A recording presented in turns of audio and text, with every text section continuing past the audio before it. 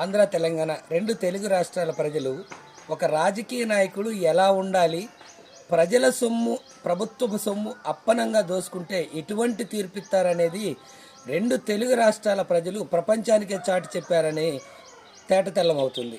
ఈరోజు ఈ తెలంగాణ ప్రాంతంలో ఏ విధంగా ఈ ప్రజా పాలన ప్రతినిధులు, ప్రజా అధికారులు ఏ విధంగా దోసుకున్నారు, ఆంధ్రాలో కూడా ప్రజా నాయకులు, ప్రజా ప్రతినిధులు ఏ విధంగా దోసుకున్నారు, ఇలా దోసుకున్న వాళ్ళకి చంపబెట్టుగా ప్రజలు ఏ విధంగా తీర్పిస్తారనేది చూస్తున్నారు. ఇప్పుడు వీళ్ళు దోసుకున్న ఆస్తులన్నీ రికవరీ చేసి వీళ్ళ మీద కేసులు అయితే ఉంటే ప్రజలు చాలా సంతోషిస్తున్నారు.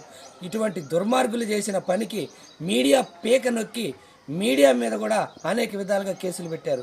ఇప్పుడున్న ప్రభుత్వం కూడా ఇటువంటి నిబంధనలు, ఇటువంటి అరాచకాలు ఆచరించి జర్నలిస్టుల మీద కేసులు పెడితే మీ పని కూడా ఇంతే అవుతుందని తెలియజేస్తున్న సామాజిక కార్యక్రమం.